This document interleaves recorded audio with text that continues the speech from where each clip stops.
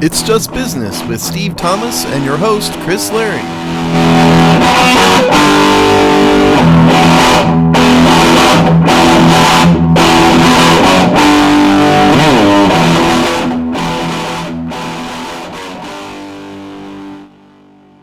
Hello and welcome to another episode of It's Just Business on the Hogstye Network, the show where we look at the dollars and the cents, or lack of sense, of the sports media industrial complex. We've been a two-man squad for some time now. Hopefully that will change in the near future, but let me welcome in Steve. How you doing today, Steve? I'm doing okay. It's a kind of a strange time, obviously, but we're going to focus on sports, and we do have reason to believe that our long lost colleague John will be back soon. We'll leave the details to him, but he's not dead. He's around, and he will be back fairly soon. So that's a good thing. But yeah, I'm doing okay, hanging in here. Trying to survive, as we all are. The epic struggle. All right, so we're going to jump right into it here. We actually got some meaty topics this week. We are returning to the world of the virus, but more so in looking at what's next on a couple of these sports leagues. And the first sports league to at least definitively make some decisions and some announcements and name some plans is the National Hockey League, the NHL, who, of course, shut down basically within the final weeks of their regular season and was, about ready to go into their postseason. And they've made some interesting announcements. One, they have officially called an end to the current season. So that is officially done. Wherever the season ended in terms of stats, et cetera, there will be no more 2019-2020 NHL regular season. It is now in the books. And they announced a pretty, not radical would be the word, but an interesting and maybe innovative playoff scenario, which basically is this. They will start opening training camps in mid-July. They will sequester teams for 2 weeks, so basically quarantine them for 2 weeks in a practice facility.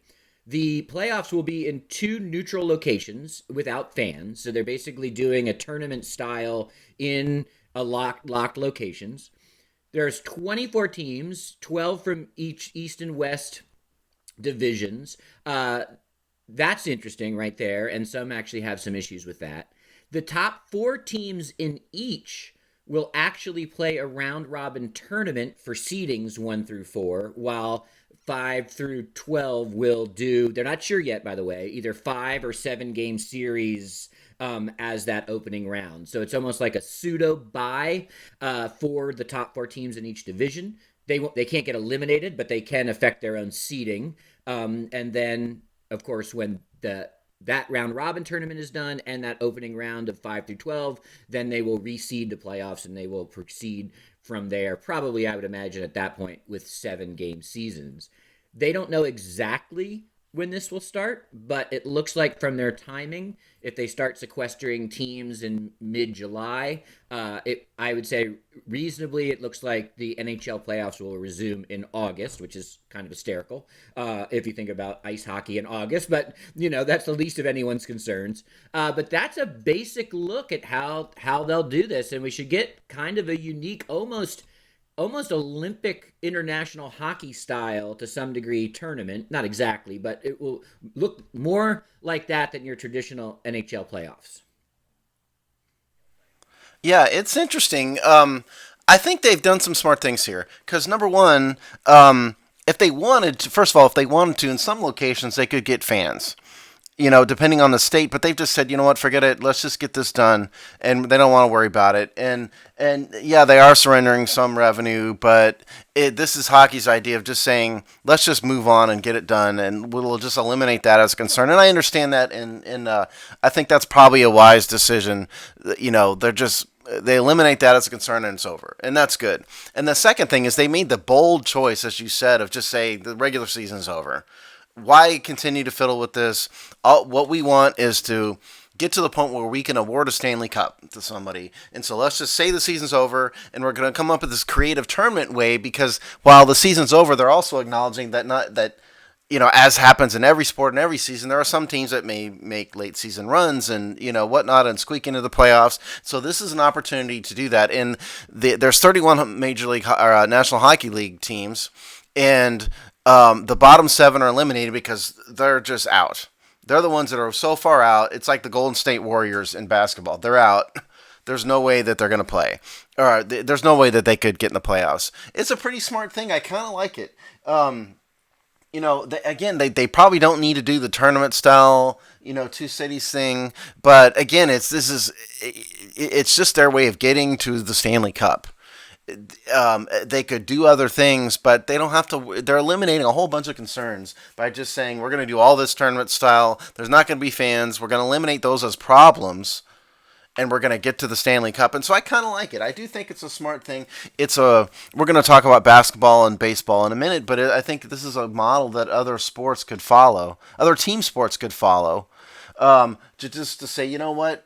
We're not trying to be progressive here in terms of return. We're trying to just get the season over with. And they're surrendering some revenue, but everybody's surrendered revenue at this point, no matter what business you're in, including sports. So they're just kind of acknowledging that. And I also don't think, we're going to get to this later too, but there are some players who just, they don't want to come back from a season that ended 2 months ago just to play some meaningless games for no reason. And this is a way around that also. So I like it. I think hockey's done a smart thing. And by the way, if anybody wants to read about this, the best way to do it, it's on the NHL's website. There is a article on the NHL's website called NHL Plans to Return with 24 teams competing for Stanley Cup, published on May 26th. That's the simplest way to do it. Gary Bettman, who's the commissioner, has done a very smart thing here. Hockey doesn't seem to have too many of the stupid problems that leagues inflict on themselves. Have you ever noticed this? It's a lower revenue sport. It's, there's not as many fans. It's a smaller sport, but they a lot of times do things right, it seems like. And they stay out of the media. They don't get, their decisions don't get blown up and become crisis because they don't let it become crisis. So I kind of like it. Yeah, it's interesting. Well, first of all, they did have a lost season from labor disputes. So, and they did. You're right. They did. But I think to your point, they learned from it more than other leagues did, and then neither side could afford it. They barely could afford it at that time. In fact, you could make an argument. I mean, that's when they basically, coming out of that lockout, they signed the $0 deal with NBC, right? So like it had implications. Believe me, but I think through that, they understood that neither one of them really have the leeway, right? There's more balance between labor and management in the NHL because they need each other more, and they have a much clearer path that says that they're only going to survive together. So I think that gaps in that are smaller for them to transcend. And I think, to your point, what Gary Bettman and the powers that be at the NHL, including labor, knew was that they're cutting their losses anyway, right? The losses are happening, as you said. So let's just cut and build forward. And being out in front of this, it might be the first professional team sport thing on television. So if they can pull this off and it happens, and they could be playing games on NBC, because NBC, which already televises playoffs and all of the Stanley Cup finals and all their, and then they've got the NBC Sports, their cable channel, all that. They'll be happy to put probably more hockey on than they may even normally. So, and by the way, they're not paying a ton for that product. So it's a win-win for NBC and its affiliate cable networks. So they'll jump all over it, and they'll own, if they pull it off, they'll own they'll bring up their profile immeasurably. So I think that was part of their calculus. Like, it hurts to cut the regular season. And make no mistake, NHL does well regionally and in a lot of their revenue is gate receipts. So this is not the NFL. This is not a TV contract driven league. So it's no small thing for owners and for the league to sacrifice those games, because that's a bread and butter for the NHL. Yeah, their TV contract is a pittance. We talked about this in shows past. And just to be clear, what Chris is saying is that they're the first North American sport to be back on TV because we've got South Korean baseball on ESPN. There's a bunch of European soccer, the Italian Premier League or whatever that is playing, and the one in Britain is playing. So we're talking about North American sports. And yeah, I think, they're cutting their losses. For sure. But they've found a way to keep as many teams on the ice as possible in spite of those losses. But the bigger picture issue is what you just said. I loved what you just said. If they can be first back on TV in North America, that's a chance for them to jump on it and grab a bunch more fans. Because if we've learned anything from the match with Tiger, Phil, Brady, and Manning, it's that was a huge rating success. It was kind of a gimmick, I watched it. I thought it was immensely entertaining, and that thing had the biggest ratings of ever for a cable televised golf outing. Meaning that the Masters, for example, is on ABC, NBC, whatever it I think is. it's CBS. Isn't They've it? had big. I don't know, whichever one it is. But point is, they're saying cable as opposed to network. But it was a massive, massive success, and it drew in fans that are never going to watch golf otherwise. And so if the NHL can do that and get on primetime NBC, and they'd be freaking begging for it for sports content, they could grow the sport exponentially. And the new regular season is going to start fairly soon for the NHL, because that starts in November? October. October. Okay. So they take a short break and they start again, and they keep those people they've just grabbed. I think it's great all around. It's what it's doing is it's showing that they have the vision of the big picture, and they're sort of sacrificing the now for the future, and I think it's great. And even your casual sports. What does the casual sort of sports fan say about the NHL? I don't, it's not my favorite. Don't really pay attention, but there's few things better than playoff hockey. So there's, people already view the Stanley Cup playoffs, even your casual sports fans. That's when I would pay attention to hockey. So it's also like, let's just cut to the good stuff, and you combine everything that we're saying about just the appetite for sports. Plus, that's what usually people do somewhat pay attention. And actually, if you look, the ratings on NBC for the Stanley Cup playoffs are on a pretty steady incline. It has gained in viewership and popularity. And there's some big teams and big stars, and that's been helpful for them. So I think it's perfect. It's like, what is our prime content anyway? Like, no, even someone like myself who's a pretty big hockey fan, you get into games 69 and 70 and 72, and you're just waiting. And sure, there's a little bit of drama with seeding at the end of the 8 teams who would traditionally make it per conference, or a couple seedings at the top. But you're holding on, by the fingernails for the NHL playoffs too, even if you're a committed fan. So I think it's brilliant. It gets right to it. And the seeding is dumb, I think, from a sports perspective, but what it's doing, though, is it's actually recouping some of those games, right? So they kind of made this false construct for that seeding. There's no stakes, really. Low stakes, because no one's going to get eliminated. But, you get your top 8 teams still playing. So you don't even have to slog through, some low seeding, boring 7-game playoffs. You're still going to get your Washingtons, your Pittsburghs, those teams at the top, the food chain, playing right away. So, and just adding basically bonus games to the schedule. Well, that's what it is. It's bonus games, and it's recouping what they've lost. Because, nobody wants to have... By the way, I'm jumping around here, but I am the casual fan you're talking about, Chris. I'm just not a big hockey fan. But when I do get interested is when the Stanley Cup rolls around, then I'll start to watch some of these games, and that's what they're angling for. But the teams that the season is over, Buffalo Sabres, New Jersey Devils, Anaheim Ducks, LA Kings, San Jose Sharks, Ottawa Senators, and Detroit Red Wings. Like, nobody wants to have the New Jersey Devils and the Buffalo Sabres play a meaningless game in some stadium in Buffalo or somewhere else that nobody's watching, either on TV or live, for no reason whatsoever. And they're just kind of acknowledging that. I'm sure for those, I don't know how much of a revenue sharing there is in hockey as compared to the other sports. But I would assume that some of the playoff revenue at the league level is probably shared, and so they're not losing all the money for sure. it's probably going to be the same, I would assume, because there's no local gate revenue anymore, and so it's just the hub cities. And by the way, the interesting part of the hub city thing is that we're only talking about American cities because there are Canadian rules about quarantines and whatnot that the Canadian government has put in place that are just going to be unworkable, basically, for a sports league like this. So they're only talking about American cities. And there's a number of cities that are in contention for this: Chicago, Columbus, Dallas, Edmonton, Las Vegas, Los Angeles, Minneapolis, St. Paul, Toronto, and Vancouver. And they're listing those Canadian cities as hub cities, but practical reality says that it's probably going to be American city.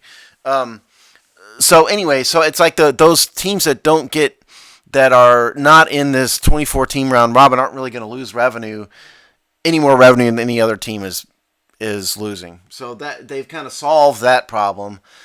They've cut their losses. They're looking to grow the sport. I think hockey's done a very good thing, and other sports would be wise to follow this example, I think. And it's interesting because also we got to remember, and this is we're talking about the NHL, but this would be any sport. The quality of product is going to be low to start out. So like you know, just because these guys, I mean, they haven't played, right? It's like preseason games. Exactly. Yeah. So you wouldn't necessarily want, to rechurn the last gasp of the league and then have it be bad hockey. You'd rather, because at least if you watch bad hockey in the playoffs, there's stakes, right? I can acknowledge this is putrid play. I can understand why, but still, whatever team is going to advance. That's stakes. It doesn't really matter how bad the play is, right? So like bad play plus no stakes is you're just damaging your product ultimately. The one thing, Gary Bettman, if you're listening, and I know you are, please he might be. Make that opening round a best of 5. Do not make it best of 7. That would be a self-inflicted wound, in my opinion. Why do you think that? I just think it's too many games. I think I think first of all, 5-game series is more exciting. Look at that opening. It doesn't baseball's opening round isn't 5 games. That's super. Every game matters more. So you're just turning up the stakes. You're talking. That's that opening round anyway. So you and an expanded playoff as it is. So you kind of want to flush some of that. So don't make those games go 7. And considering that these guys are starting from dead legs to a large degree, they're probably going to go 6 or 7 games because neither teams are that much better than each other because of the equalizer of being off that long. So don't. But they are going to have a training camp, though. Yes, I mean, they're not just going to walk straight onto the ice. I just think you're going to get teams that are more equal than they would have been at the end of a regular season, which just ensures you're going to get games that go close to whatever the length is. Yeah, and clearly the league is counting on increased TV ratings to make up for the lost ticket revenue. Because I think they legitimately can expect greater ratings. So like I said, if you can put Peyton Manning and Tom Brady playing golf and get huge ratings in today's world, legitimate team sport is going to do gangbusters. I would bet that the Stanley Cup this year ratings will be through the roof. I think that, and they ought to get the other thing about. I guess I agree with your 5-game series plea because I think the faster they get to the higher rounds, the better. So why screw around with it? Just because what you're really doing anyway is kind of throwing a bone to the last few teams anyway to let them play. Even though, because what they could have done is just said this regular season's over, the playoffs start in the beginning of July or whatever, and that's it. But they're allowing other teams to play to get more hockey out there. But they didn't really have to do that. No. So yeah, I agree. And I've read some good analysis just from my kind of like hockey analysis standpoint that you're really hurting the bet. It's really a tax on the better teams that that they open themselves up to more risk. By teams that shouldn't even theoretically be in the playoffs. So you're already they do have the bye for the top 4 teams at least. So that's good. But you're already shorting it by adding 8 teams to the playoffs, right? Just think of a regular. Imagine doing that in any other sport during a regular season. That's insane, right? I understand why they're doing it now, but don't do 7 games. Do 5 games. You got to have some check and balances about flushing the bad teams, or a bad team comes up and knocks the team off in 5 games, and power to them, advance. And technically speaking, I think what they're calling this is they're not calling the initial round the playoffs. They're calling it a qualifying round, and then there's a seeding round is for the top teams. And so they're not having a 2014 playoff. And so once the qualifying round is over, then they narrow it, and then the real actual playoffs start. And I think that's, for those of you who are interested in hockey records and whatnot, that's what we will see is the playoffs for stats and records will be the following round, which is the regular 16-team playoff round. So make the qualifying rounds 5 games, please, Bettman. Don't get you've done this well. Don't get greedy for an extra 2 games in that qualifying round. It's not worth it. That's true. That's a good point. I hadn't really thought about that. That's a good point. Finally, Chris, you made a good point. I know, Steve. Every once in a while, you come through. Well, I let you have a few, 1 or 2. So where do we want? So the NHL's kind of charted a path, and when I first read I was like, why are they talking about this now? They're talking July and August, and it's like, and there's still things, open-ended questions. It says like, but I was like, they did it because they wanted to own this week, right? Like the news cycle, so even if it's a little bit premature with all the details, they're like, let's just get into market, so to speak, and say we've got this 3 quarters figured out, and we'll kind of control the conversation for a couple days. Yeah, and then they had the bad luck of having the other things that are going on in the world kind of blew up, that blew up in their face. But, I mean, there's nothing they could have done about that. But that's clearly it. Because, again, this whole plan clearly is counting on them being first, grabbing the race. What they don't want is to get drowned off into the fall, in late fall, and be one of all sorts of sports going on. They want to jump on it and get people interested early and first, and that way when there's a bunch of things to watch later in late in fall, they don't get ignored. Because hockey is a sport that could easily get ignored at least in the United States. Canada maybe not, but at least in the United States. And so this is a way for them to get in front of it, get a bigger audience, and be able to keep that bigger audience. It's in every way smart. Soccer would be wise to follow this plan too. Major League Soccer. Nobody watches Major League Soccer but a handful of soccer nuts. God bless you, if that's your thing. I'm not criticizing it, but soccer would be another thing wise to take advantage of what's in front of them. Be first. Because I think you asked, a month ago, what sports you think might not come back, and I said soccer off the top of my head because nobody cares about it anyway. The way to defeat that and get people caring is start playing. Some cities will let you. Soccer doesn't have much of a TV presence, but you could get some fans watching it one way or the other, even if you had to live stream it on a website. Something. So that would be another sport that would be wise, I think, to jump on this opportunity. Yeah, definitely. And normally the NHL's got a sweet spot with the Stanley Cup Finals because it's out about 3 to 4 weeks ahead of the NBA. So just they're deeper into their playoffs when the NBA playoffs kick off. You're kind of heading into the dog days of Major League Baseball season, typically. And you just got like the real NFL heads following every detail, but basically you're about 6 weeks away from that attention really turning up. So they kind of own a sweet spot in the sports calendar anyway. So I think that's another smart move where they how do we kind of manufacture that sweet spot for ourselves again? Oh yeah, no, absolutely. And that's clearly what all of this is about, is finding the point in time in which we can get an audience and grow it while there's nothing else sports-wise going on, Yeah, totally agree. Smart. Congratulations, hockey, for being smart. Other sports have been the opposite. So do you want to go to it? So let's go to Major League Baseball, where we've got a real brouhaha seems to be coming between labor and management. And I've always thought of baseball and hockey very similar. They operate similarly, obviously at different scales and at different levels of awareness and popularity in America, at least. But they systemically are very similar in many ways. Gate receipts still important, minor league systems, all that, yada, yada. So it's really interesting then as a bookend what's happening with Major League Baseball, which at this point is it's basically June 1st. They're basically 2 months delayed in the opening of their season, right? That doesn't usually kick off around April 1st, Major League Baseball? Baseball, beginning of April, so they've missed basically the first 2 months of baseball right now. And so then if you have a spring training, let me back up. They're going to miss half the season, basically, even if they if they start today on planning and getting back and everything, it's going to be July. They've basically missed half the season. So where baseball is dumb, and baseball's had years of labor peace too, because baseball had a strike in 94, 95 that completely devastated the fan base. They lost fans permanently. That took 15 years to get back. I mean, baseball really shot itself in the foot with the strike because it completely disgusted a lot of people. They lost a World Series, so they don't want that to happen. But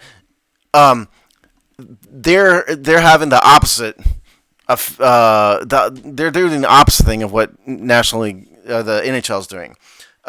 What baseball has done is this.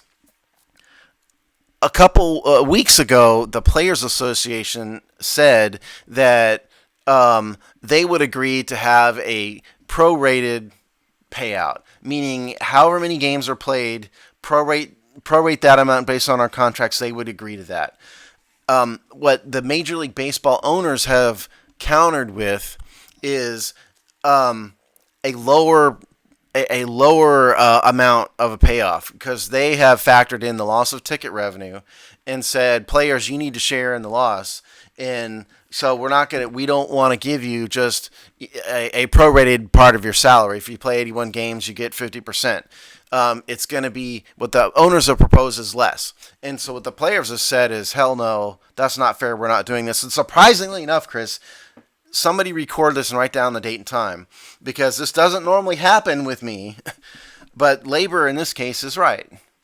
The players are contract employees. The players are not owners. They don't have equity in the product. They don't share in the profits beyond what the collective bargaining provides them.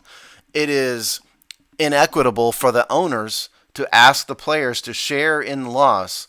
The owners are the ones that took the business risk in the business, and they are the ones that reap the profits. It is not right, and the Players Association is correct in saying, hold on a minute, that's not equitable. What you should be doing is just paying us a prorated part of our contract. Because again, at the end of the day, they're just employees. They're not owners. They don't hold equity, and the owner shouldn't be asking them to share an equitable loss. Everybody's lost money this year. Baseball just needs to accept that and take a long view, like hockey did, and get to a regular season and get a World Series champion crowned, one that doesn't cheat in the World Series, hopefully Astros. And don't lose your fan base, because this really turns people off. Not everybody has a sophisticated view of this like you and I do, like we're talking about the money and the equity and all that. All they're going to see is millionaire players and billionaire owners can't agree, and they're all a bunch of greedy bastards. When there's 40 million people out of work and you guys are arguing over a few $1,000,000, screw you, I'm going to do something else. That's what will happen, because that did happen in 94, 95. If they're not careful, they're going to lose fan base. They need to stop yapping in the press, get in a room, figure it out. The equitable thing to do, sorry owners, is just to pay the players a percentage based on the number of games played, and just accept it for this year, for the sake of your fan base. Yeah, I can't say I disagree with that. And what's interesting to me is that, the players, really in any sport, but I'd say even in baseball, maybe a little bit extra, and probably just because the labor disputes is just part of the culture of baseball, over the last 40 years at least, is generally the public comes down anti-player. And why is that? One, because their seat is blocking their enjoyment of the game. We hear about player salaries. We don't necessarily hear about owners' revenue. So it's easier in the court of public opinion to paint the players as the bad guys. And this one, would set up very similarly. Players don't want to play. Look how much money they make, et cetera, et cetera. So what I find interesting is that the owners really kind of seeded that here, because the players can now just say a deal's a deal. Doesn't a deal matter anymore? And that resonates with the public pretty deeply. A deal's a deal, contract's a contract, all of those things. They're used against the players often by the public, when they're in a bad deal or whatever. So if the players basically say, hey, didn't we already work this out? And that's going to give the players a kind of a puncher's chance to win the court of a public opinion, which is as important as anything in these kind of high level, games of chicken. Yeah, no, it is. What the union needs to do is tell its members to shut up. Shut up. Stop tweeting. Stop talking. You've got Phil Hughes out there mouthing off about it, and it's not coming out right. They do finally, as you said, have an opportunity to grab the upper hand in the court of public opinion, but you will ruin it when you've got star players, well-known players, mouthing off about money to the public. It never goes well because I think if you, it's a my views on management versus labor is born from like my view of the legality of it and contractual issues and whatnot. That's where I'm coming from. But your average fan, I think, sort of accepts that billionaires are billionaires and they're going to get theirs, but they view players as more normal people. And so when they view what they view as normal people being greedy, people don't like that. The world just kind of accepts that billionaires are greedy and it's okay. I think that's why the public tends to side with management in these things. But the players do. Management is not being reasonable in this moment. If the union could just get players to be quiet, let the owners shoot themselves in the foot with this, they will win in the court of public opinion. But they're not doing that either. Baseball, unlike hockey, baseball is doing the opposite. Baseball has a chance to ruin their sport right now. They're on the verge of ruining public perception and public interest in baseball. It will happen again. Again, with 40 million people out of work, they have a lot of things to worry about that's not baseball. And if they're not careful, the fans aren't going to come back because it happened before. Yeah, and it's a serious concern. And 95 wasn't that long ago, by the way. Into the grand scheme of things of baseball history. And let's remember, it took a ginormous cheating scandal to bring baseball back. I mean, not the scandal itself, but it brought it took chemicals to accelerate baseball's reemergence. Because what got people interested in it again was the home run race between Mark McGwire and Sammy Sosa, and Barry Bonds were all chasing. Who are all chasing the home run records, and that's what got people interested. And what Chris is saying is all those guys are on steroids. And Sosa and McGwire got suspended. Barry Bonds didn't get caught, but I think everybody knows he was on the same stuff. He just didn't really get caught in the same way, at least officially by baseball. So yeah, it's kind of ironic that that's what got people interested again. But if that hadn't happened, there's no telling what shape baseball would be in right now. And they're about to do it again. If you're listening, baseball owners and players, and I know you are, don't blow it. Shut up. Go in a room, figure out an answer. Do not come out until it's over, and then start playing.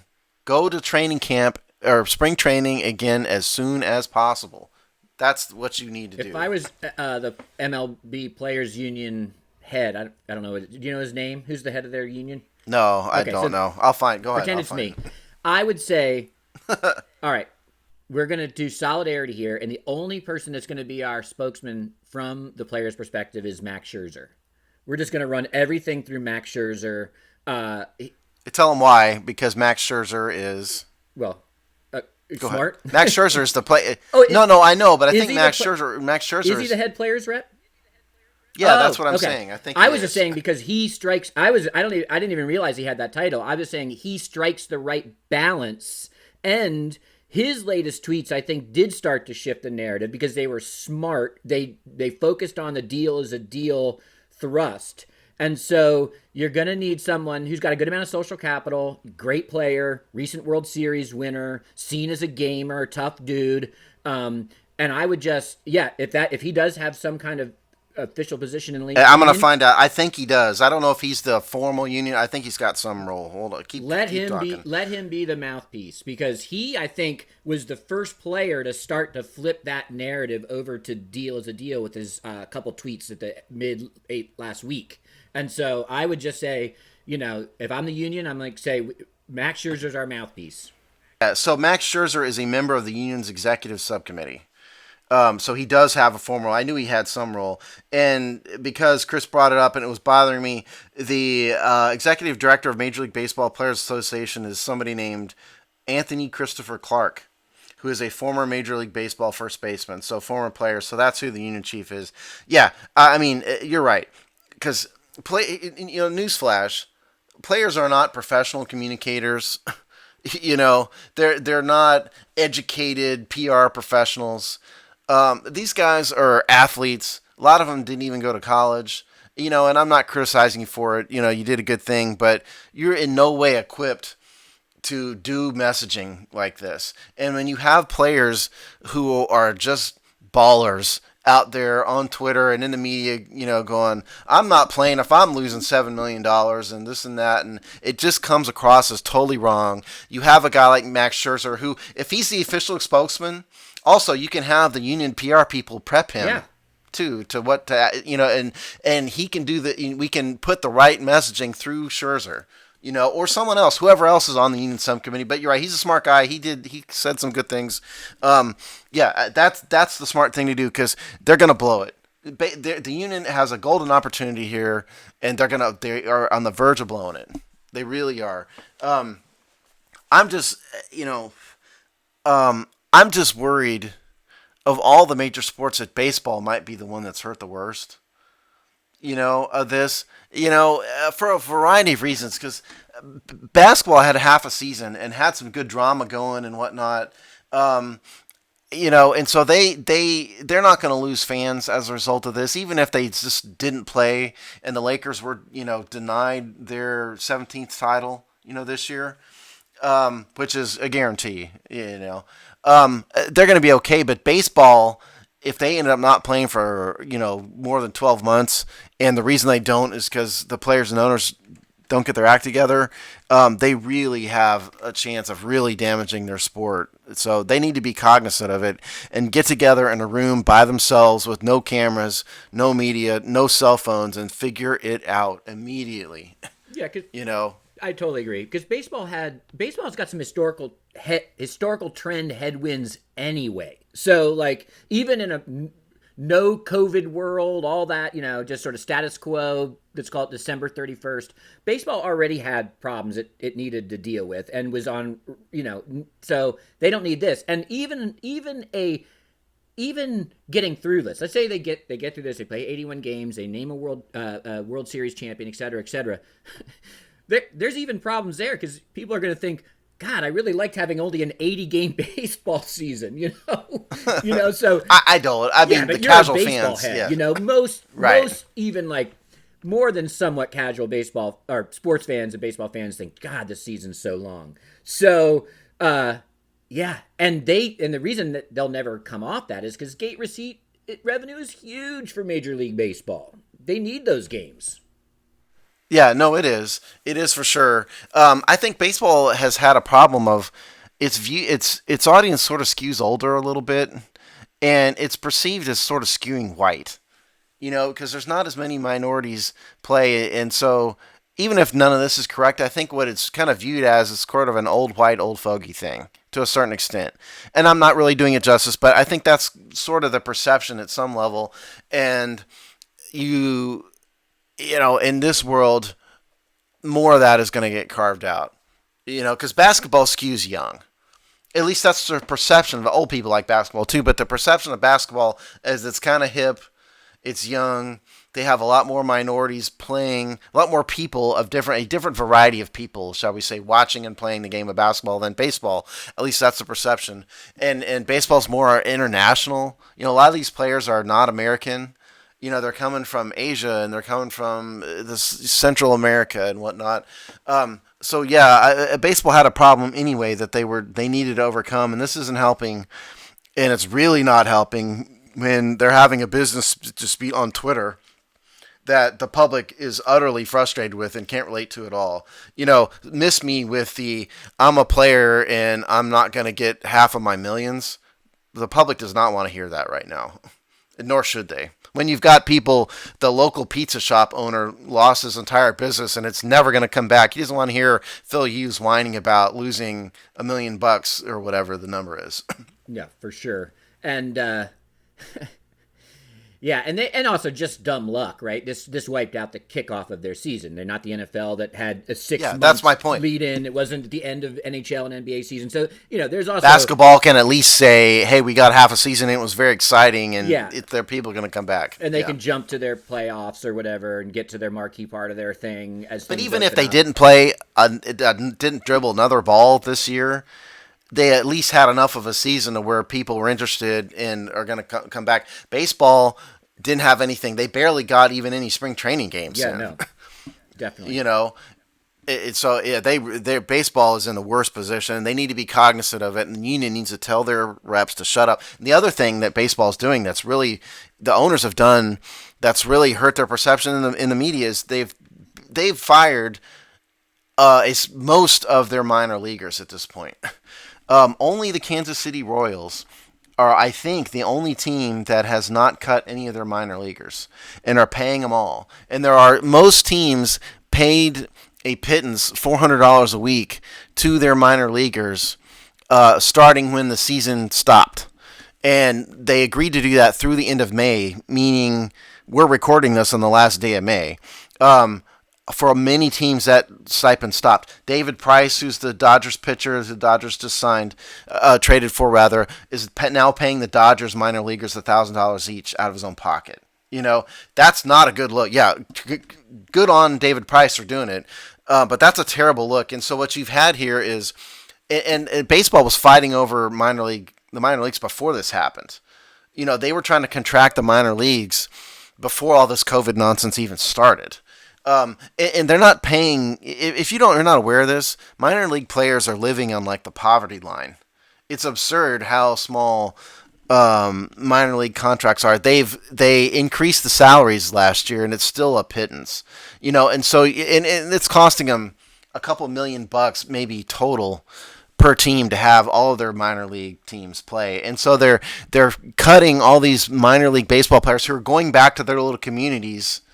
These guys are stars in their little towns. They might be a AA player who's never going to make it on the Mets or whatever, but they're stars in their hometowns, and they're going back and they're irritating everybody in their hometowns, over chump change, by baseball standards, chump change. And so now you've got the major leaguers and the owners arguing over millions in the media, coupled with let's fire thousands of minor league baseball players just to save what's pennies to them. It's a horrible look, and they have a self-inflicted PR nightmare going on right now. So for no reason. Yeah. So let's look to see. So the league that we sort of have avoided here is the NBA. Not avoided, but we haven't touched on. That's sort of in the thick of this is the NBA, which I think now has maybe the NBA was smart to hold back a little bit because they kind of see some of these other leagues step out onto the ledge and see how it plays out and learn and adapt. So that's got a certain level of intelligence there. But I'm really curious to see what the NBA does here. Do they take the sacrifice the regular season? They've got more TV money to sacrifice, so that's important to know. But do they just jump to their playoffs? I don't know what they do, but Damian Lillard? Damian Lillard is how he pronounces it. From the Portland Trailblazers. He did pop off and say something I think is interesting. And knowing that the NBA is the most player-driven league, this is, if in baseball, any of the other sports, someone says something like this, you can brush it off. But the NBA, one, just has less players just because of the nature of the teams and the roster sizes. Their visibility is much higher because they don't have a ton of equipment on. And we know that the NBA players have the most power in their teams and how the league is run. So what he said basically was, listen, if you bring me back to play regular season games that we know are meaningless because we're not going to make the playoffs, or we have no chance to make the playoffs, so you're just running out the string to some degree, that he's not playing. So he's not willing to go out there and put his body and his, physical, ability to earn revenue past all of this on the line in what he considers to be meaningless games for profit.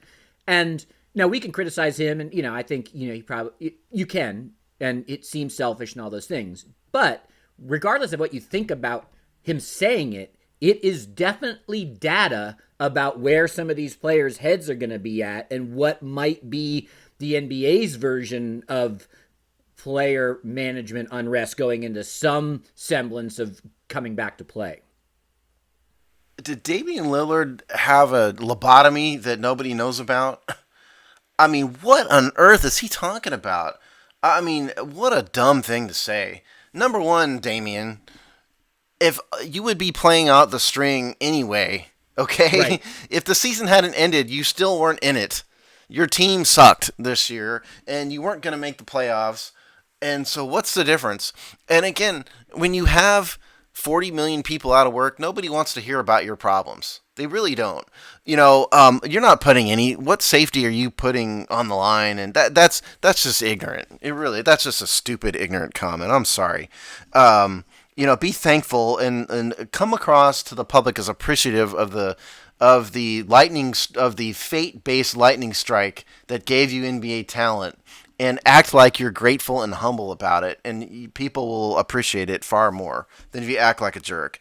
But from a big picture standpoint, I think basketball would be wise to look at what hockey's about to do.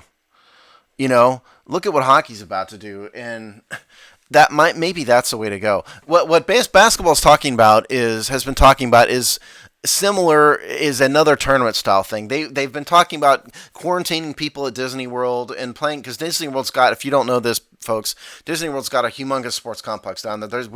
We almost went to a baseball tournament down there, a couple years ago. They've got all sorts of sports stuff down there. What's kind of dumb about it is this: Disney World's about to be open. Disney World's going to be open in July. And so are you going to quarantine basketball players and their families in a couple of hotels in Disney World while there are thousands of people, going to Disney World and enjoying the parks? And you're going to say, no. Your families have to be trapped in this hotel. Just watch the Magic Kingdom through binoculars, perhaps. If Disney World is open, it's kind of dumb and pointless to have them quarantined at Disney World. That's stupid. Personally, and the other thing about it is basketball teams all have team planes. They're not traveling on United Airlines or whatever. They're not even like football teams. If you're not the Patriots, football teams just have charter airline flights for the most part. And those airplanes go back into circulation, and there's a higher risk even there. But if you have your own team plane, I don't know why you couldn't just play the rest of the season. Maybe no fans, maybe some fans. Why couldn't you just play the rest of the regular season in, as is? And you worry about the fans, that's another matter, but why couldn't you just travel like normal? When you've got team planes, you're going from a team plane to a bus to a hotel. What's the difference? I think it's easier in basketball to do that. I don't know if the tournament format is really necessary in basketball as compared to some other sports. We talked about this a couple weeks ago or a couple shows ago, and I think they should. The rest of the details, they'd be different from the NHL, but I think they're better off getting to the playoffs quicker, or as quick as they can. So no, I don't disagree with you there. But what I'm saying is, I'm wondering. I don't know if they really need to have a lockdown, bubble tournament style thing. I don't know if that's really necessary in basketball. I probably not. And the team planes is a big point. I would probably treat it more like the NCAA tournament with regional. If you have 4 locales, I would probably do something that looks a little bit more like that than the hermetically sealed Orlando NBA dome or whatever. Yeah, because you could, I'll just make cities up. You could have LA be one site, and you've got all the West Coast teams go there. Then you have Dallas, New York, somewhere like that, somewhere in the South, like Miami or somewhere for the South. Yeah, you could have a number of regional sites, and not have them hermetically sealed. Just have them, have them live there and play there.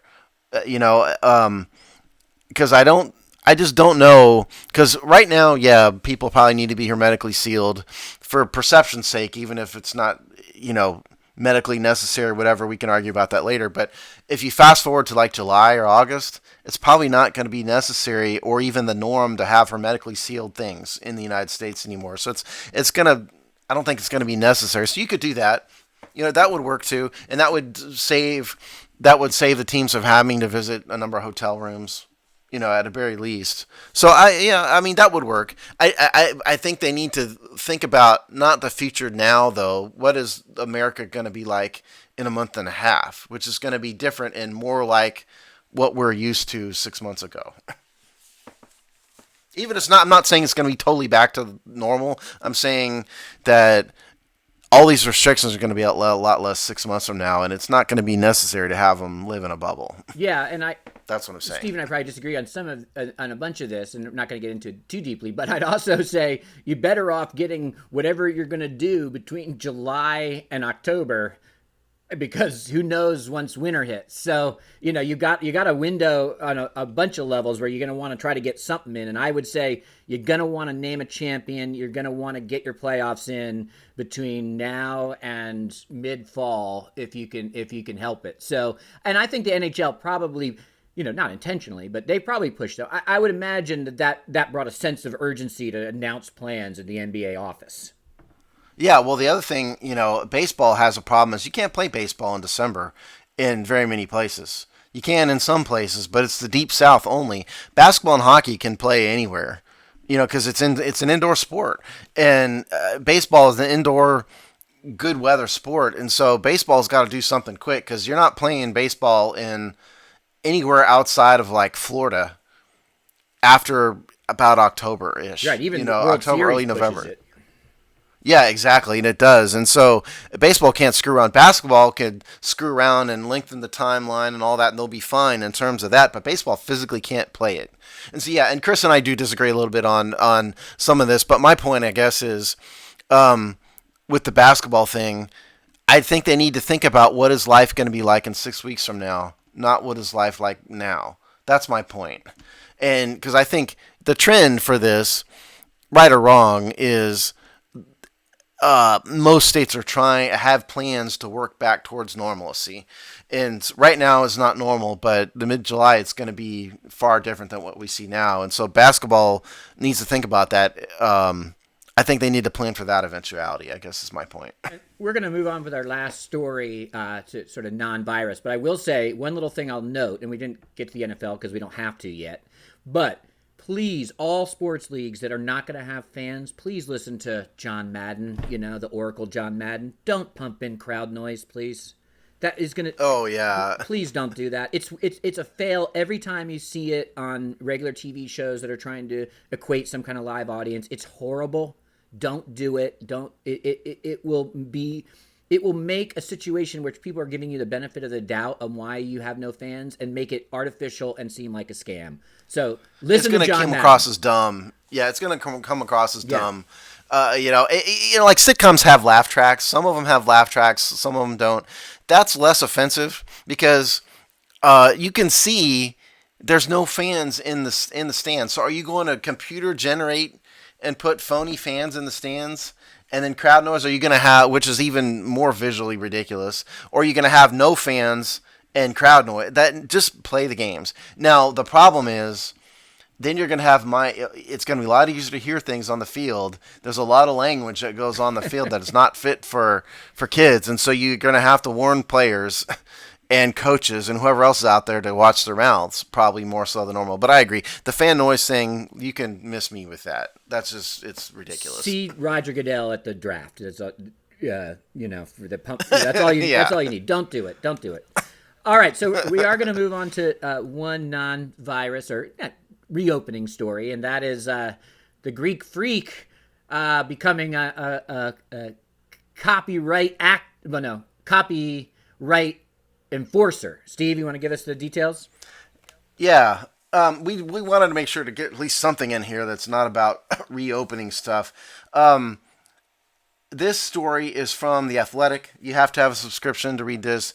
Why Giannis Antetokounmpo, if that's how you pronounce his name, is using lawsuits to protect his Greek Freak trademark. What he's done is he's gone out and filed a bunch of lawsuits, a bunch of very small T-shirt and other product providers that are, using his logo and his name and his Greek Freak name. We're talking what he's not suing like Fansided, who's not violating copyrights. He's going after a bunch of very, very small providers.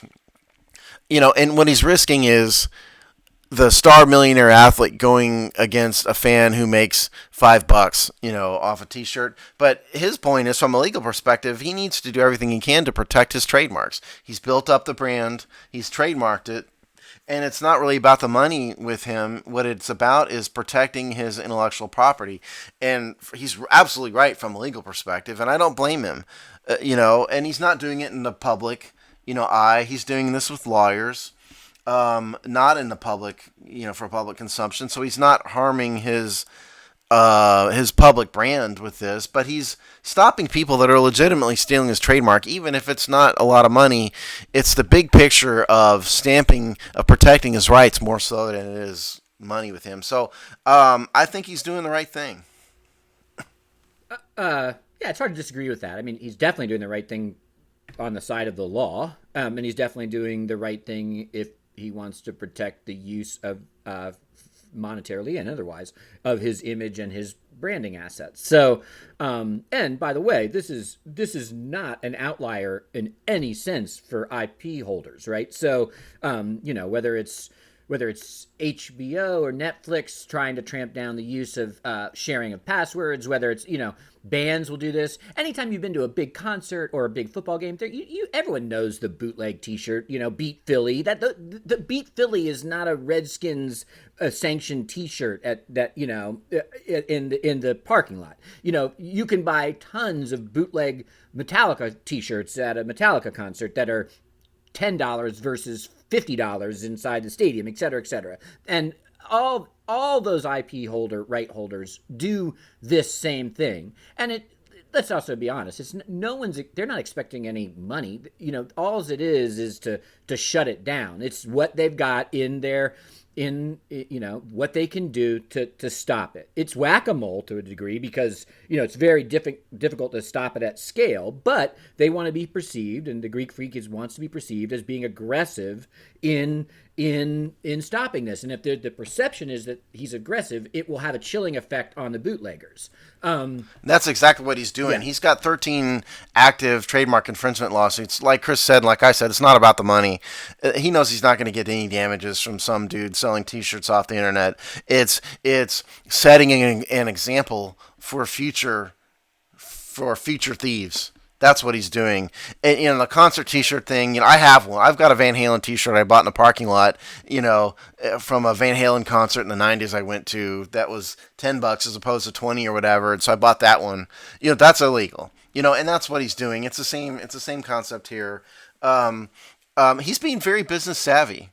But he's what I like about it, he's not doing this in public. You don't see him on Twitter going, "Hey, y'all selling my stuff. I'm coming after you," or something like that. He's doing it right. He's letting his attorneys handle it, and so it's not harming him in the world of public perception. And he's protecting his interests, and I don't think most people would be mad about that. As long as he's not criticizing the public openly and claiming he's going to get his or something dumb like that. That's not what he's doing at all. No, in fact, if he did go and spout off about it in public, all he would do is at minimum 10x the bootleggers, right? It would just inspire right. More bootleggers if he started to pick public fights. So right now, if he's seen as being aggressive, they'll just move on to another player who isn't isn't as aggressive. So there's a plethora. I mean, not all the Greek Freak, but there are other star players who maybe aren't as going to enforce this, or you could move, even if they do eventually, you just move on. So if you inflame the bootleggers, then you just worsen the problem. So I think he's also smart from that angle too. Yeah, and by the way, these are just the lawsuits. The lawyers always send out cease and desist letters ahead of this. We've done this for the Hogsty, and you know who you are, dude, if you're still listening. They only get to lawsuits after you send a cease and desist letter and the people ignore the letters. That's when you get to lawsuits. So the fact that he has filed 13 lawsuits meant he's sent out exponentially more cease and desist letters to all these people too. So he's doing it the right way, and I applaud him for it. He's not being greedy, folks. He's just protecting his intellectual property that he owns, and it's his name. So yeah, he's doing it the right way. I applaud him. Now I agree, but as a card-carrying member of the copy left, I would suggest he look into looking at Creative Commons licenses to think about a more, how to actually legally allow for certain remix of his assets. But I digress. No, we're not going to agree on that point, Chris. Lawrence Lessig, I can't go. Lawrence Lessig forever. No. No, but I don't. I thought we were having our Kumbaya show, and all of a sudden you had to ruin it. I don't disagree with you. I just think that there are more open-ended ways to solve this legally. But yes, no, he's completely in his right. It makes sense. I don't disagree with anything you said there on the surface of this issue, and it happens in every single place where there's IP that is worthwhile enough to protect. This is happening. Yeah. So there you go. Watch for more athletes to follow his lead. Some of them probably are, but I think we probably would have heard about it if another big basketball player was going around filing a bunch of lawsuits. We'd probably know about it. So it sounds like he's probably leading the charge in this respect, I think. So good on Giannis. It'll be great to see you in a Lakers uniform here in a couple seasons. Oh, Lordy. He does like Milwaukee, apparently. But yes. Could anybody really like Milwaukee? I mean, he goes out of his way to say he does. I understand what you're saying, but he seems to be pretty vocal on that. To be fair, I don't know if you've ever been in Milwaukee. I have spent some time in Milwaukee. It's actually a decent city. I actually have. I've not spent there. I have not been there in the wintertime. It was it summertime? It was not wintertime at least, so the weather was good. But it was actually a decent looking city. But I mean, why would you want to live in Milwaukee when you can play at Staples Center in the purple and gold? Come on, man. Do it. All right. Well, with Steve's Lakers homerism erupting, it probably is time to call an end to this show. Steve, what's going on in the world of the Hogside Network? We are still slogging through it. Seasons of Discontent will be back. They're still on hiatus. The Hogside show. We're, still doing our weekly off-season schedule. So listen to that, please. And we have all of our regular written content. There's something new almost every day. So check it out. There you go. All right. We will see you in 2 weeks' time.